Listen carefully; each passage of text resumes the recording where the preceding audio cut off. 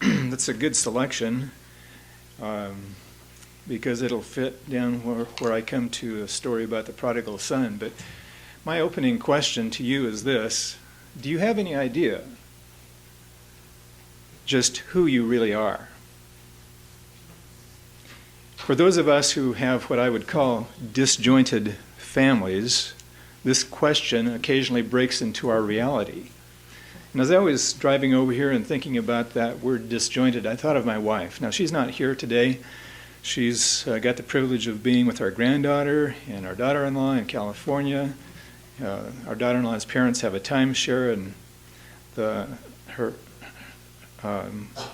our daughter-in-law's dad hasn't been doing well. He's had a hip replacement surgery. So anyway, they arranged for Jenny and Jane and Emma to go. So we've been robbed of her presence. But as I thought about this word disjointed, I thought about my wife. Some of you have probably heard the story. When she was at Loma Linda doing dental hygiene, she would cross from the girls' dorm to the campus, and there wasn't a crosswalk there. It was a 4-lane road, and you could see a long ways in both directions. And she looked down this side, and she saw a car coming, but it was way down there by the bridge, and it's not a bridge like this. It's just a flat surface. There must be some kind of wash underneath that. But she thought she had enough time to get across, and so she went across the road, and before she got across the road, this car hit her. Fortunately, it was not a Buick. It was a Volkswagen. So it had a kind of a rounded, front, and it just threw her up, and she flew over the Volkswagen. Well, of course, you'd think it'd be a wonderful thing, having an accident at Loma Linda University. You get the best of care. Well, I guess they're still learning. I don't know if they had interns or student nurses, but they didn't keep her for observation, which they really should have done. And as it turned out later, I don't know that she knew that right away or how soon she found out, but she found that her shoulder had been dislocated. I remember playing tennis one time after the accident with her, and when she went to do this action, her shoulder went out of joint. And I've never had that happen, but it's a painful experience. And she learned how to relax her muscles, and she would jerk it, and it would go back into joint. What a painful experience. And what should have happened is that they should have performed the surgery free for her. And, I'm not sure what happens when you correct for a dislocated shoulder, but I'm sure she'd be able to swim and play tennis without, worrying. Or playing volleyball, when you hit the ball. Can't do any of that stuff. So anyway, some of us come from disjointed families. And you know my story, but I'd like to tell you another story. John Matheson was happily married to his loving wife, Christy, and they had 4 daughters. They were living their dream, but there was one distracting, disjointing thought that would happen every once in a while. John was one of 175,000 babies that were born in 1969 that were adopted. And I haven't studied the numbers, but it doesn't sound like a lot of babies, but I guess that was the apex. And you would probably understand why as you think about it. Because did I say 1975? I meant to say 1970. In 1972, I think is the year in January that Roe versus Wade was approved, and so people could have abortions. So you can just imagine how that affected the adoption rate. There weren't as many adoptions as there were earlier. So in any case, he was one of those babies.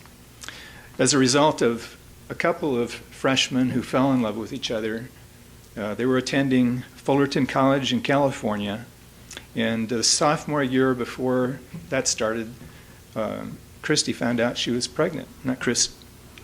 Kitty. The names are quite similar. Anyway, she found out she was pregnant. And abortion was really out of the question. That was not a thought to be considered.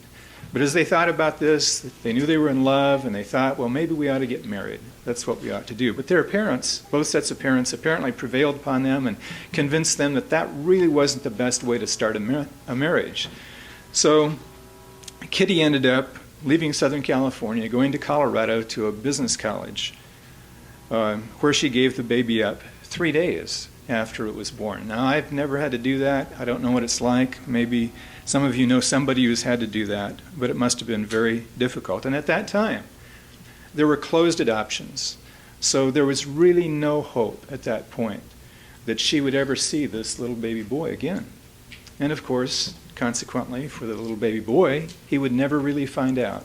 There was no potential for him to find out who his birth parents were. And as he grew up in the home that he was raised in, he must have, like every other adopted child, must have wondered what his parents were like. Who were they? What were the circumstances that led up to my being given up for adoption? And it really doesn't matter how happy a child is in a home or how loving the adoptive parents are. Those questions still seem to nag at our existence.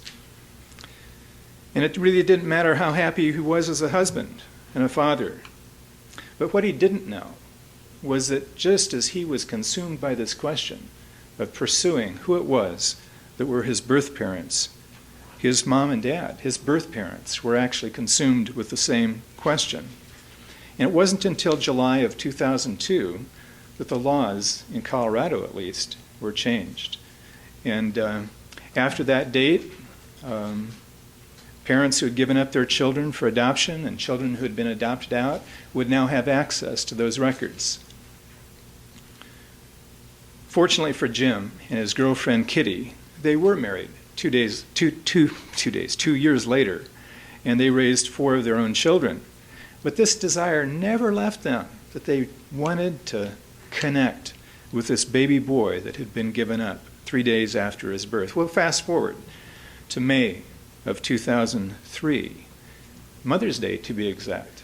What more appropriate time to connect with your birth child? First time in 34 years. John says, I was overwhelmed by the emotion that my parents had found me. He was sitting next to his wife, Christy, on one sofa, and Jim and Kitty, his birth parents, were sitting on another, all in front of John's newly found full-blooded siblings. Full-blooded, not just half siblings, but full-blooded siblings. He made the comment, my search had been for my natural mother. The rest is just icing on the cake.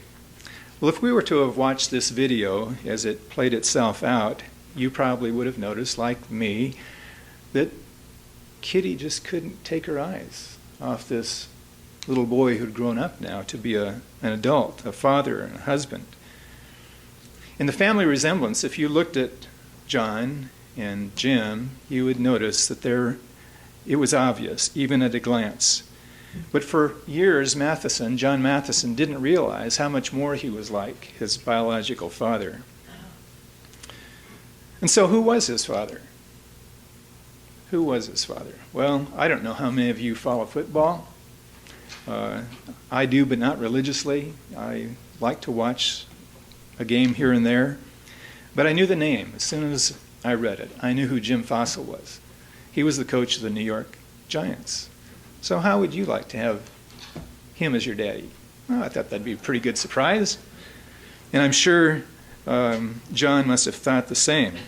And he recalls, after finding out who his dad was, this is Jim Fossil, and maybe he knew immediately by looking at him, you mean this is my dad, Jim Fossil? Well, he looks back, that is, John looks back on his experience of watching football, because he was quite a football follower. His team was the Denver Broncos, from what I understand, and Jim was hoping he would become a fan of the New York Giants, I'm sure. But anyway, he remembers seeing the game. And the Giants should have been on their way to the playoffs, but they'd lost 2 consecutive games. And here's what John remembers about Jim, who is his dad, doing. He had a post-game news conference, and he said, we're going to win, and we're going to go to the playoffs. And John said to himself, that's the right thing to say, and I would have done the same thing if it was me. And then he remembered seeing that being replayed about 20 times as they moved toward and actually were in the playoffs, that they were in the Super Bowl.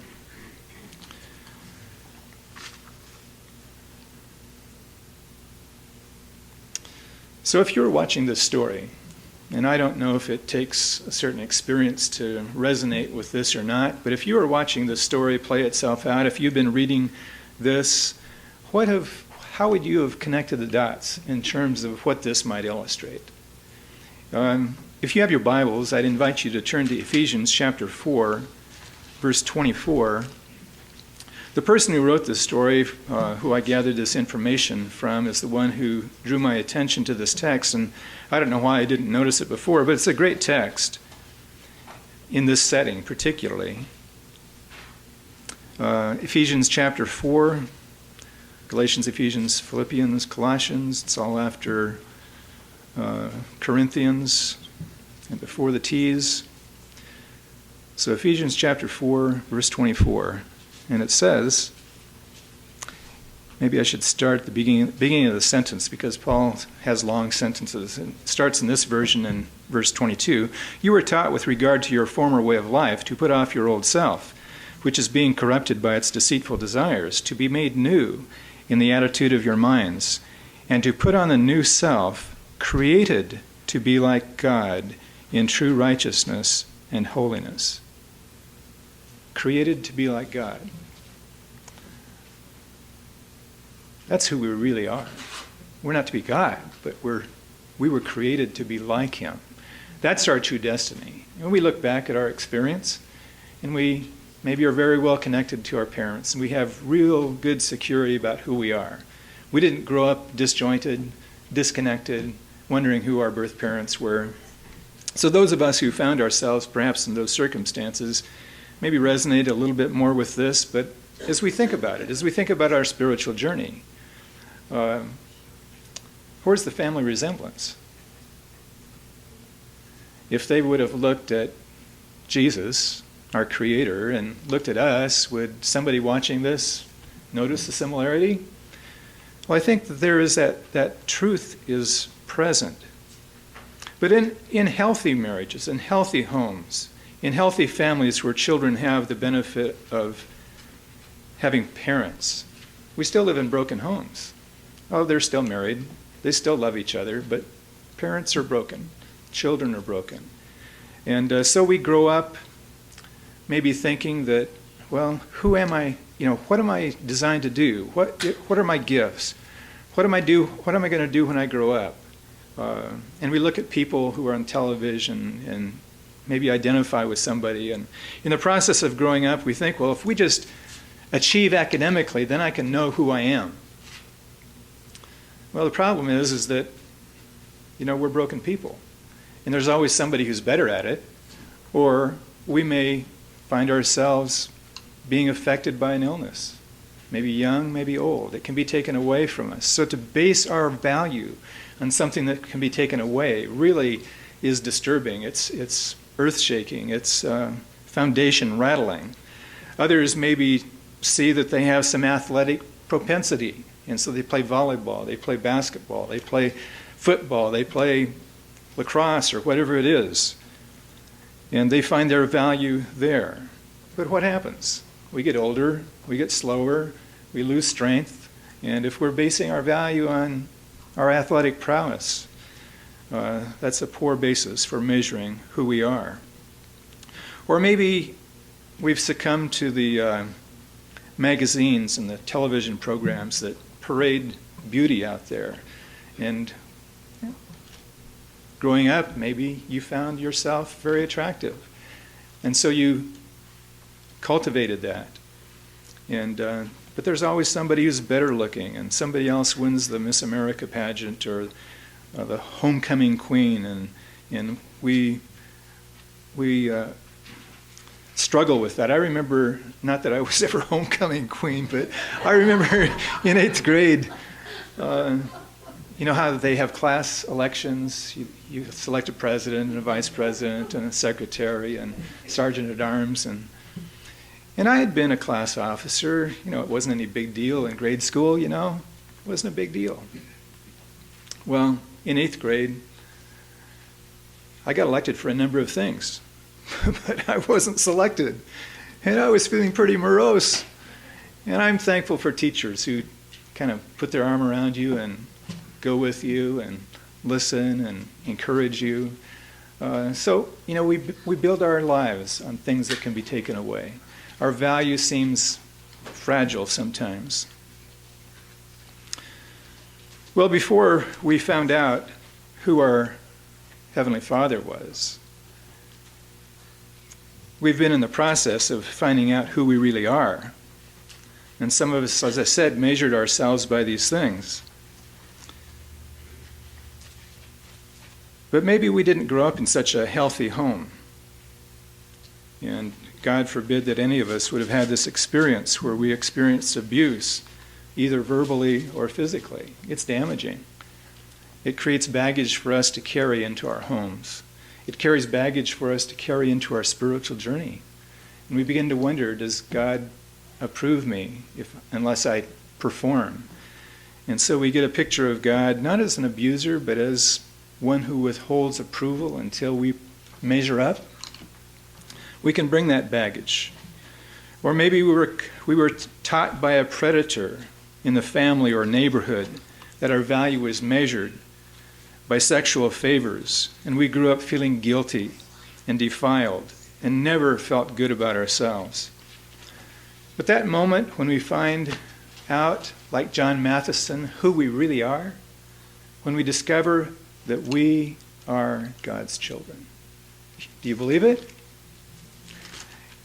Jack was pointing out how important it is to hear the word, so I want you to smell the smelling salts. Not that you're sleeping, but I want you to be fully aware of who you really are.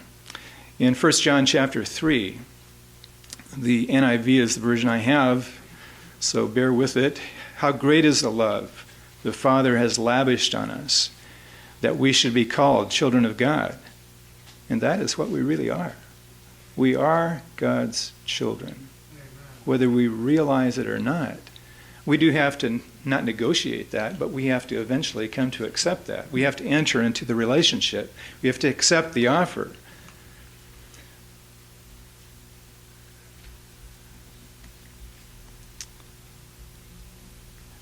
I think I've mentioned this before, and I may have even used this text, but I found it helpful to paraphrase and combining some thoughts from various versions. Consider the marvelously incredible love our Heavenly Father has lavished upon us by allowing us to be called children of God.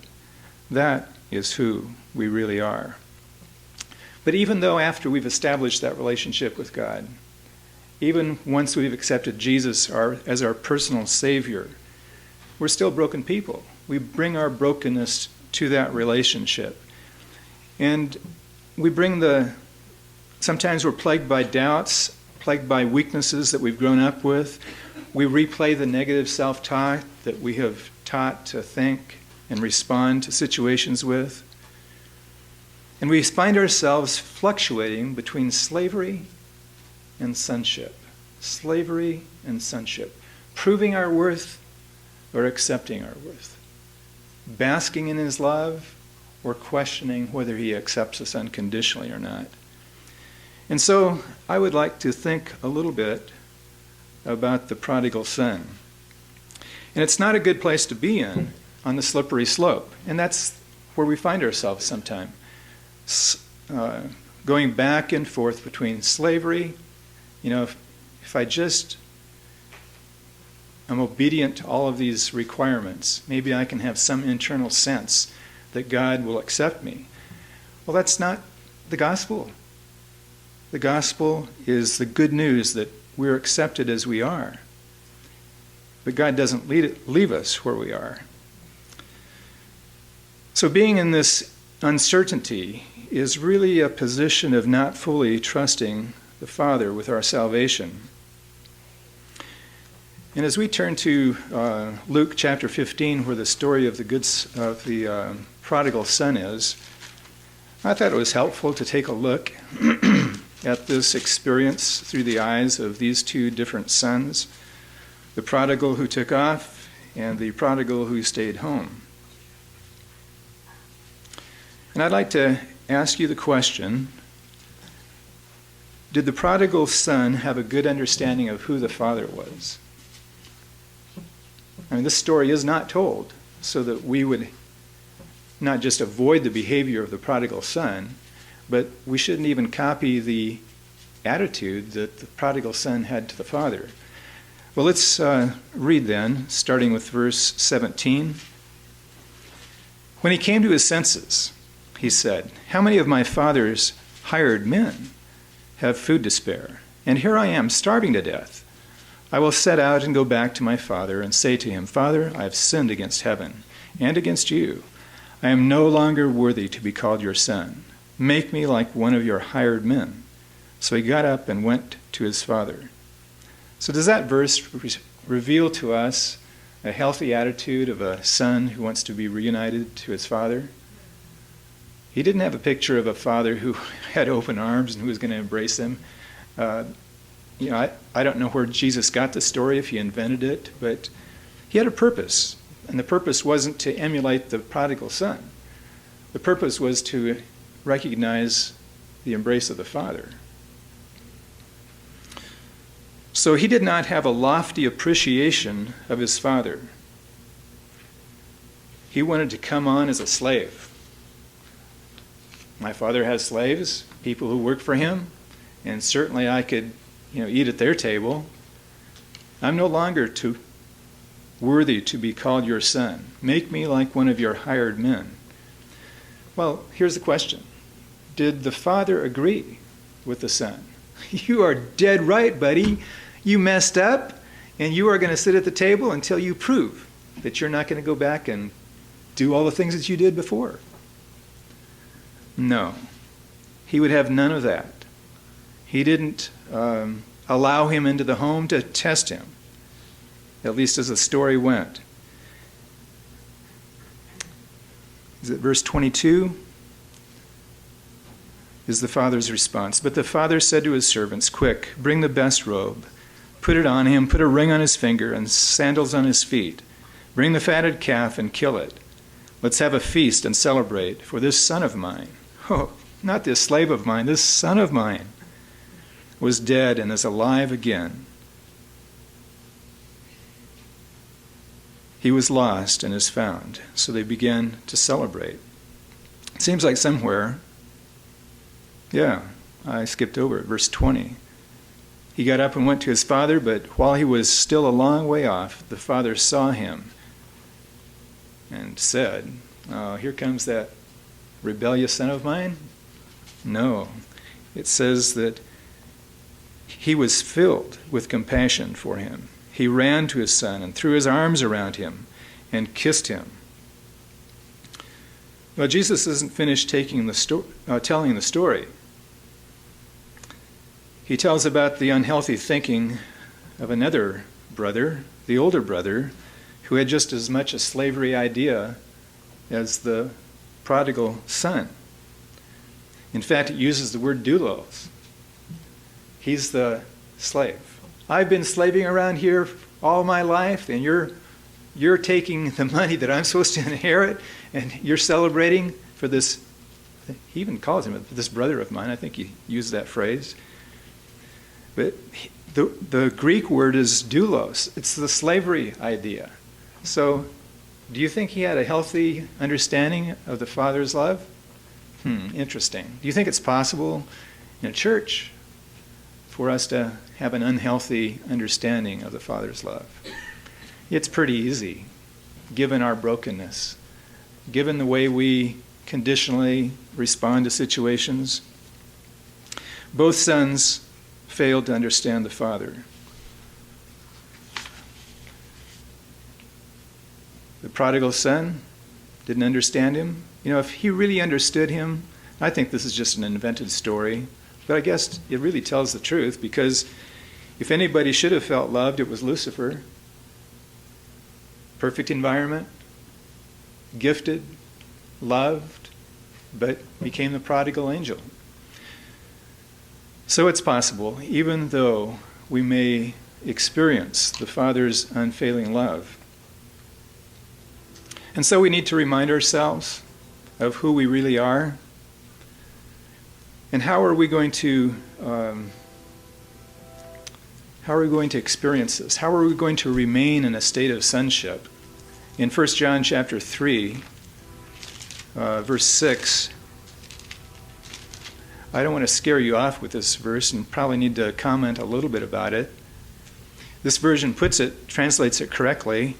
1 John 3:6 says, "No one who lives in him keeps on sinning. No one who continues to sin has either seen him or known him." And what I'm wanting to draw out of this text is that if we know him, we will not be engaged in this prodigal behavior because we know that we are the object of the sacrificial love, regardless of our weaknesses, regardless of the baggage we bring to the relationship, regardless of the past that we might be ashamed of or have felt guilty about. If you were to continue to read that, I think, well, here, let's just read it in verse 9. "No one who is born of God will continue to sin because God's seed remains in him, and he cannot," in the King James it says he cannot sin because he's been born of God. It's really healthy to find if something sounds like it doesn't quite fit according to our understanding, and I'm not saying that the people in the 1611 who read this didn't misunderstand it, but it's easy for us to misunderstand it. Because in the King James it says, "He who is born of God cannot sin." Well, that sounds pretty threatening because all of us have probably sinned since we've accepted Jesus.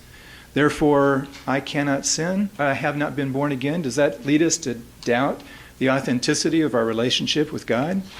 No. It's the difference between continuously doing something as opposed to doing it once. And that's what it's not saying is he cannot sin once. What it's saying is that he cannot go on sinning. Eventually, the Father's love will be so overwhelming to us and that we will feel so full of regret about what we've done that we just can't keep on doing this. If you have an argument with your spouse, can you keep doing that if you love one another? No. Eventually, you're going to recognize things and make the adjustment. Well, let's go to Mark chapter 10. Jesus uses this word doulos, and I don't want us to misunderstand it. So Mark chapter 10, the disciples were engaged in a little bit of competition. They were moving toward Jerusalem. The kingdom was going to be set up. Chapter 11 is the triumphal entry, so you realize how close they are. And John and James come to Jesus and say, "Teacher, we want you to do us a favor." And they replied, "Allow one of us to sit at the right and the other at the left." Well, the others were indignant about this, and they were upset with these two guys. And Jesus really said, "You really don't understand what authority is all about." They wanted to be in command. They wanted to have political positions. They wanted to call the shots. They wanted to control the situation. And Jesus ended in verse 43 through 45. He said, "Not so with you. Instead, whoever wants to become great among you must be your servant." That's a deacon. Then he goes on to say, "And whoever wants to be first of all must be slave of all." Now, I want to ask you a question. Is Jesus encouraging slavery thinking? No, not at all. He's contrasting, really, the Son of Man came to seek and save that which was lost. The Son of Man who had a position of power and authority, he wasn't going to hang on to that while his children were struggling with life. And so he assumed the lowest position, which would be a slave. But he's not endorsing. Did Jesus engage in slavery thinking that, well, if I can just obey and if I can just do this long enough, I'll somehow please God and he'll accept me? No. Jesus had a healthy understanding of God's love. He knew he was who he was. He knew the Father. He knew the Father's love, and he lived out of that. And if you read the verse and look at the words in Greek, you'll find that 3 times Jesus used the word deacon, and once he used slavery. And so the context is really determined by the emphasis in the right syllable. So it's service. It's service.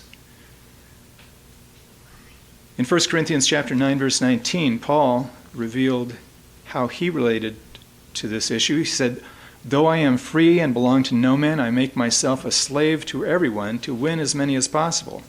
During the 19th century, there were a group of missionaries down in Suriname, which used to be the Dutch Indies, Dutch Guyana, I think. But anyway, it's the northeast part of South America. And these people wanted to evangelize some inhabitants on an island off of Suriname. Most of the islanders were slaves, and the slave owners feared the gospel and its results and would not allow the missionaries to engage in conversation. And so what did they do? This is interesting. I'm not saying we should do this, but it reveals the spirit which was behind their desire to evangelize.